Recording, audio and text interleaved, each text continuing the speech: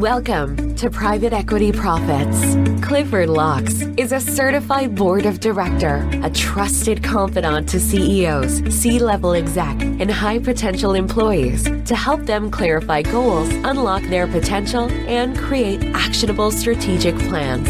Seth Green is the nation's foremost authority on growing your portfolio companies with direct response marketing. He is the founder of the direct response marketing firm Market Domination LLC. And he is an 8-time best-selling author who has been interviewed on NBC, CBS, Forbes Inc., CBS Money Watch, and many more. Cliff and Seth interview top players in the financial sector, focusing on private equity firms, venture capital companies, and family offices, discussing developments and trends shaping the industry. These experts will share with you how they've grown their businesses and increased profit, and how you can too. And now, here's your host, Cliff Locks. Welcome, everybody, to another episode of the Private Equity Profits Podcast. I'm Cliff Locks, your host, and today's guest is Natalie Doyle Oldfield, the president of Success Through Trust. Natalie has been recognized with a Lifetime Achievement Award as one of the world's top thought leaders in trust by Trust Across America and Trust Around the World. Our Lifetime Achievement Award winners include Howard Schultz, the chairman of Starbucks, and Douglas Conant, the former CEO of Campbell's Soup, authors Charles Green and Steven Covey. Natalie is the former chief marketing officer and has published numerous business and peer-reviewed academic articles. Our proprietary building and protecting customer trust model is featured in the book, The Best Trust Models. She advises some of the world's most successful companies, including many best managed companies, on how to grow their business and increase customer trust and loyalty. At Success Through Trust, their mission is to help business owners and leaders grow their companies by helping them build relationships of trust with their customers and their colleagues. The science and evidence reveal that when you have high trust equity, you increase AUM and deal flow. Your portfolio companies can increase loyalty, referrals, and repeat business, and driving revenue increases at the same time reducing churn. Natalie, thanks for being on the show today. Thanks for having me. I appreciate it. Tell us about your background and how you ended up with your own firm. I, for many years, worked in the IT industry, so in lots of different industries, and did many different roles, all related to marketing and customer and sales. Mm-hmm. And in my last role before I started Success Through Trust, which is now 10 years ago, I was working for a software company in Canada, in Halifax, Nova Scotia, and we did business all around the world. Mm-hmm. And we had clients that we sold to distributors and wholesalers and resellers to the hospitality industry.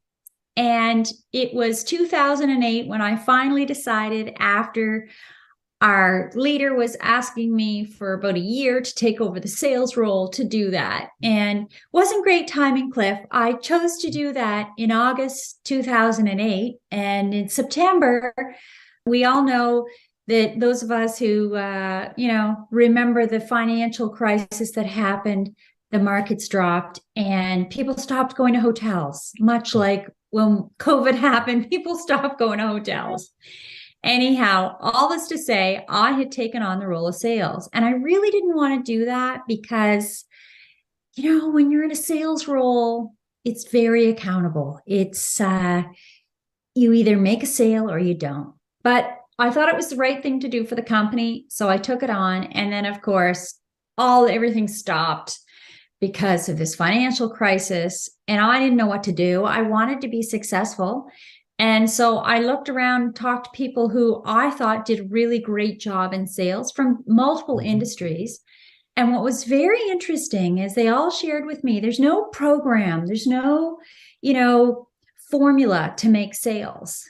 You just should focus on the customer, Natalie, and focus on the relationship. So I did that, and our whole team did that. And I really asked the team to truly just focus on trying to help the customer out in any way that we could. And the sales started going up. And we started winning business from competitors that were usually very successful. And at the same time, within about a year or so of that, I went back to graduate school to do my master's and decided to go to answer the question, how is it the customers decide to buy? And I did that in a business to business view because that's what my experience is in. So it was very interesting. And within a couple of months, my very first course, I realized it actually all comes down to trust. We invest in companies we trust, we work with companies we trust, we support companies we trust, and we decide to buy from companies we trust.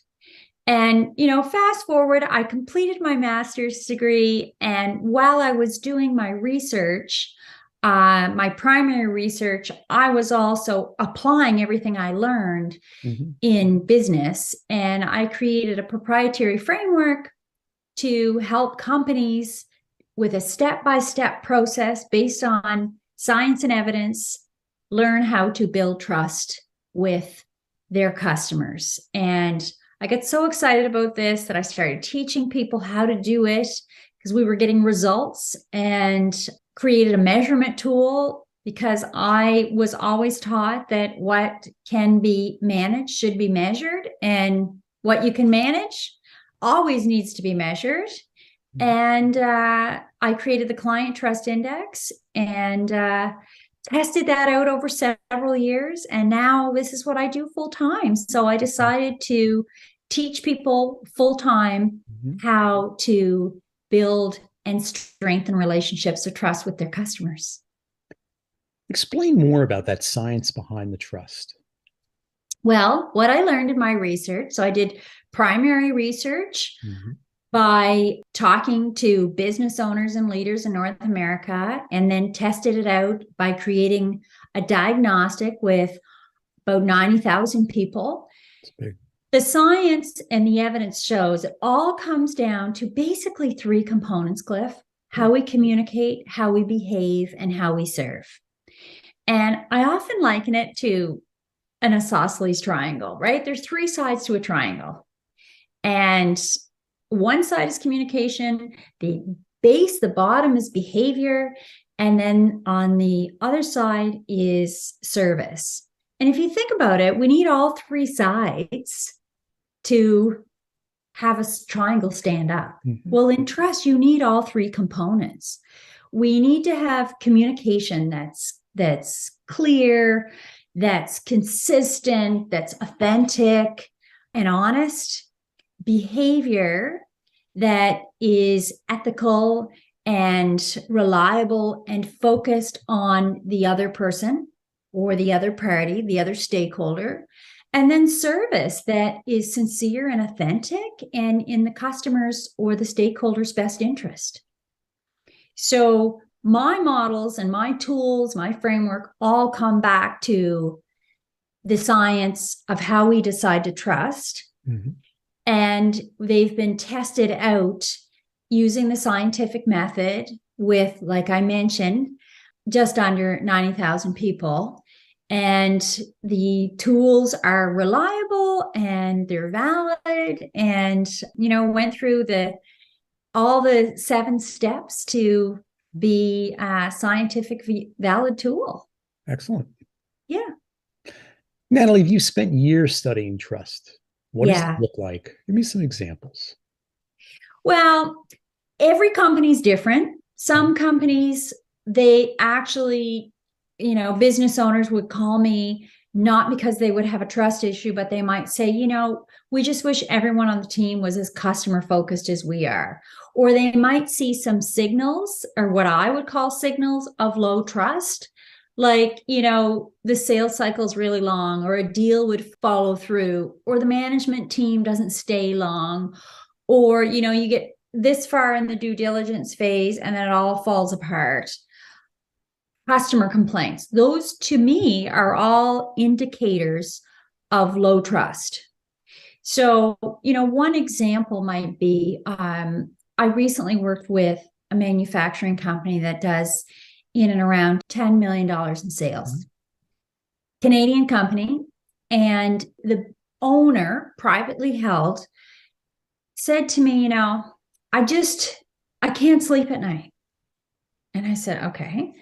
And he said, my friend told me that you can help on the customer complaints. I said, well, tell me about the complaints. Mm-hmm. Well, customers are complaining that, we're not following through. People don't really care on the front line. And I just really wish everybody would care as much about the customer as I did. So I looked into it and asked him a lot more questions about the experience, talked to a few people on his leadership team, and then did a presentation on the framework and how to build trust with customers. Their customers are actually distributors and wholesalers. Mm-hmm. So it's B2B. Then what we did is we talked about the fact that our customers are evaluating us based on our interactions, based on how we communicate, how we behave, and how we serve. And this usually shows up, Cliff, with the frontline people. The frontline people might be people in research and development. It might be people in customer service or sales. It's anyone that's externally facing is typically how it shows up. So the next thing we did is we actually surveyed their customers' experience with them using that tool I mentioned, the Client Trust Index, to get what I call a trust equity score.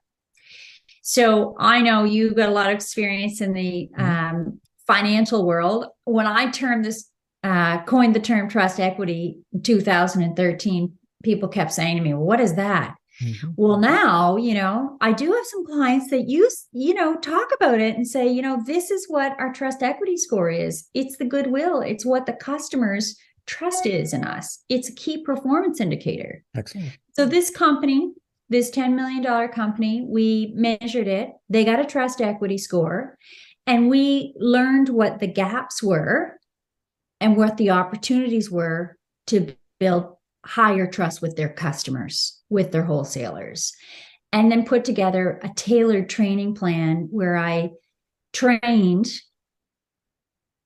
project managers, people in shipping, warehouse, production, customer service, accounts receivable, everyone who was customer facing.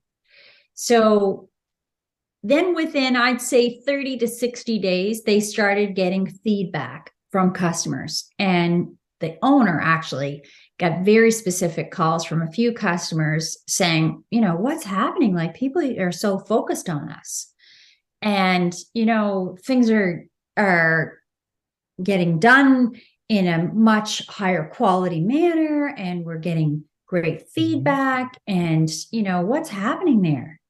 So when you ask the question, what does trust look like?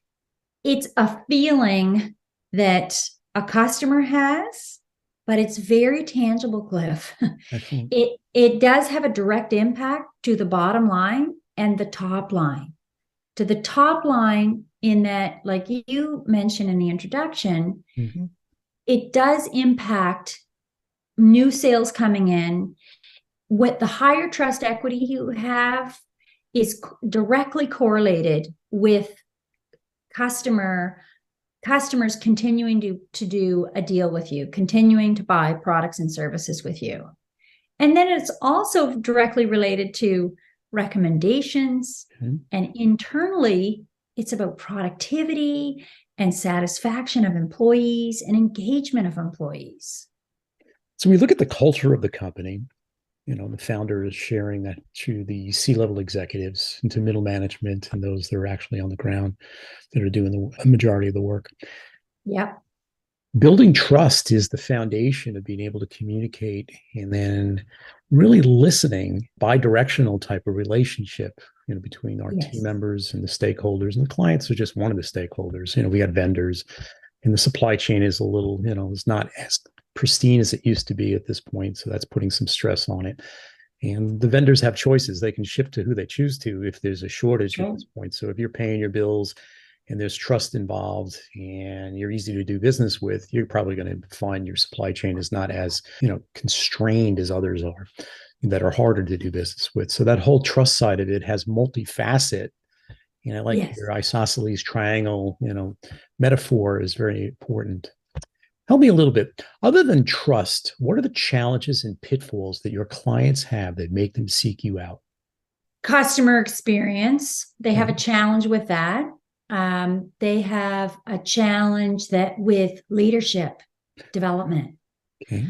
In the last, I would say, year or so, that I'm seeing as a trend, Cliff, that companies want to invest in their people.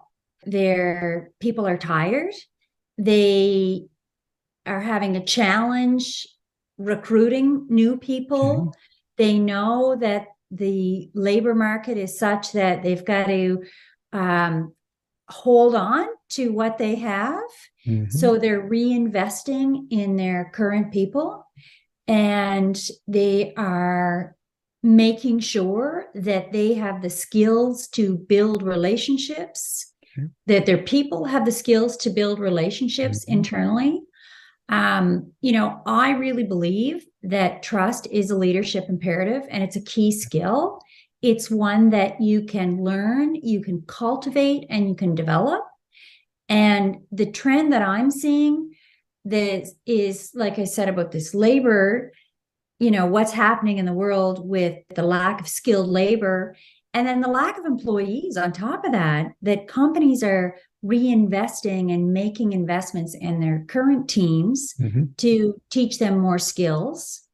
So I'm seeing that. That's a change. The other thing that I'm seeing is that, with I'm going to say, the way the economy is right now with the uncertainty, I'm going to use the word uncertainty. That's a big word, I know. But, some businesses are not feeling the pressure as much as others. But with this uncertainty, I also see that companies want to hang on to the current customer relationships they have. And having the trust of your customers is actually one of the most important things we can have. So if you focus on keeping and protecting and growing the relationships you have, it's actually a really strong and smart strategy in an uncertain market. We've all heard the stat. It's, so much easier to keep a customer and so much less expensive to keep a customer than it is to go out and try and get a new customer, right? It's much harder. Costs a lot more time, more effort. And so I'm seeing that companies are investing in training their people and figuring out how to build stronger relationships with their current customers. So that's another thing that I think is happening right now. I see a lot of organizations are using the Net Promoter Score at this point, and they're trying to quantify and qualify. How does the customer feel about us? Will they recommend us? Yeah. Longevity of that relationship is key. There's no question to it. You've laid that out very nicely. That repeat business is imperative. Going out and building new lines of business takes time. It's competitive out there. I love what you said about upskilling the current workforce. I think, as we look at some of the technology like ChatGPT, which complement, the team, OpenAI has built a wonderful platform. But again, it's going to automate certain processes. But if we continue as, C-level executives and the boards to realize we have a fiduciary responsibility for the team members that are working with us to upskill them. There's always a place for people. It's just, what skills do they have today and what will they need when you look out 2 years, 3 years, 5 years? We have the resources internally to use, find people like yourself, Natalie, to come in, do the assessment and bring in the thought leadership on what skills will look like for the future of that particular business. I think that's one of the keys. Let's go back to you. What services does Success Through Trust offer? We diagnose, so we actually measure the trust equity a company has. So you get a quantifiable trust equity score, and that's a survey. That engagement would be typically a couple of months. In your industry, I've worked with companies that have actually measured and gotten a quantifiable measurement of their customers or stakeholders' trust in them to share with potential investors to help them show a truer picture of what's the assets of their company are. That's one offering that we have. And we have an online course that I call Becoming a Trusted Advisor. So for people that want a self-paced online option, that is 12 modules. I do that. Sometimes I tailor that course for an organization. I just tailored it for one organization to add an ethics and an ESG module. And I have a mastermind group it's a program that takes place about once a quarter. And it's for leaders to learn the skills of how to build trust. It takes place over Zoom like this over several weeks. And we walk through the methodology and the step-by-step process. And we also have training programs that are specific for companies. And we do that in person and over Zoom. As you mentioned in the introduction, we also have other resources for people. So we have my book that I wrote called The Power of Trust, how top companies build, manage, and protect it.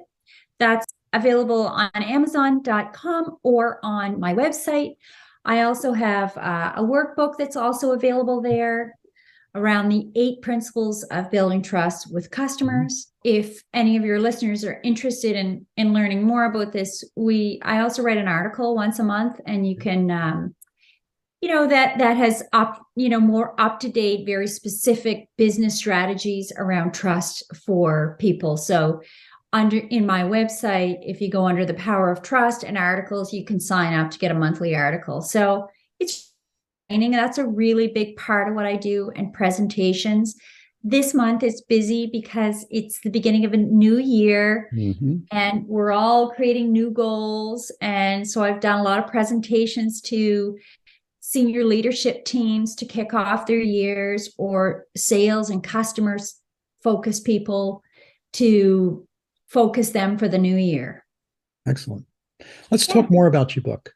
What inspired you to write your book? My clients inspired me. I had been doing so my book was published in 2017, and I've been doing a lot of in-person half-day or full-day workshops, or, 2 days with senior leadership teams. And at the end of one of my workshops, I'll never forget it, a client said to me, "Now, do you have this all written down anywhere?" And I was thinking, oh my gosh, no. And, I started to get a lot of people asking me that. So the first step is I wrote a workbook, and then, had that. And what really inspired me really is the clients. So many asked me, and when I'm doing a workshop or a presentation, I use a lot of case studies and a lot of examples, and I like checklists. I'm very practical, Cliff. Early on in my career, I was always like, what matters most? Can you measure it? Is it actionable? That's really a big part of who I am. So my book has case studies. It has checklists. It's a very practical guide. And there's also, I talk about the science and evidence, but it really was inspired by my clients. Well, that's perfect. When clients are asking for more resources, they're getting value. And it's kind that they shared that with you.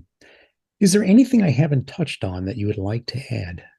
In your business, and I was thinking about your listeners, I think that one thing that's really critical to talk about is that trust is a predictor of future success.